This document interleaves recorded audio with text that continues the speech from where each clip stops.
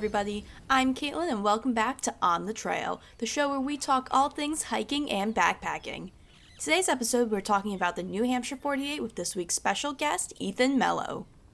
The NH48, or the New Hampshire 48, there's 48 mountains in New Hampshire that are over 4,000 feet tall. It's kind of a challenge online. There's a little community. You're supposed to just get on top of all the mountains without using any mechanical devices, so things like bikes. If you carry them with you, you're allowed to use them, but on trails, it's really supposed to be walking. First mountain that we hiked for the 48 was Mount Tecumseh. It is kind of debated if it's actually 4,000 feet tall. It's a little under 4,000 feet tall when they resurveyed it, but it's still part of the 48. It was hard. It's a small mountain. It's only maybe 3 miles to the top, and it was really hard for us. We were very out of shape. On the way down, we got to, it was just the end of winter, and Mount Tecumseh is on a ski mountain, so we got to slide down on our butts on the snow. It was very fun. So I enjoyed it, but it was very hard. Throughout his hikes, Ethan and his group experienced a number of interesting encounters.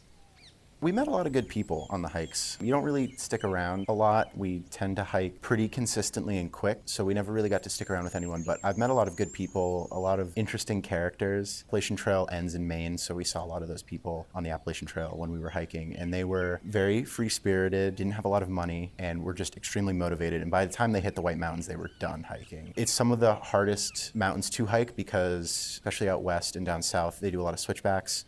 But in the White Mountains, they just go straight up, and it's very rocky. So we met a lot of good people at campsites. We met a lot of people who lived on the trails for a very long time, didn't have a home, and were just hiking. It's not all just weekend warriors going up and hiking. There's a lot of older people, really young people, people from other countries, all just having a good time. There are some birds at the top of some of the more southern mountains that are very friendly. They'll come up to you and take stuff out of your hands. I never had that happen to me. There was a particular mountain, I wish I could remember the name, where there was a moose that was known to come up to hikers, and moose are not very friendly. And there was another time where there was a different mountain where there was a bear alert. And I remember we were on the tail end of the hike, and I saw a stump that looked like a bear, and I was convinced that it was a bear for about 3 seconds, and I stopped in my tracks. For those interested in attempting the 48 for themselves, Ethan offers his advice. I have a few recommendations. I think all of them are amazing, and they're all different. They're all in New Hampshire, so they all have the same things, but they all have a very different vibe. And I remember saying to my dad many times that every single hike we went on, there was something different. I really like South Bond. It was in the middle of the Pemi Loop. It had an amazing view. It was probably time of day too. The sun was setting. We had just hiked about 15 miles and we had set up camp. So that's a really beautiful mountain to hike. I think Bond Cliff is also really nice. It's a great photo op. You can stand on this giant cliff.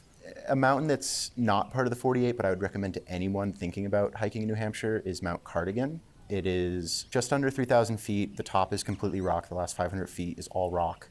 It's an amazing view. It's a short hour and a half to the top. Amazing, amazing hike. I've hiked it about 8 times now. I would say to keep it simple, start easy, pack lighter than you think. Obviously, don't leave anything that you need, but there's a lot of stuff you don't need. Start easy, do the easy mountains, get out there. Don't write off starting in winter. I think winter hikes for us were great because there's no rocks on the trail, you just hike straight up. Make sure you bring food, make sure you eat a lot. You burn a lot of energy, you can get very tired, so make sure you're constantly snacking on something, make sure you stop for lunch. Try to never stop. We found stopping for a long time to be tough because you don't want to get back up. So I would say just keep going, make it to the top, and just have fun. It's pretty basic, but just enjoy it. Once again, a special thanks to Ethan for joining us on this episode, and to our listeners, we hope to see you again next week. I'm Caitlin, and this has been On the Trail.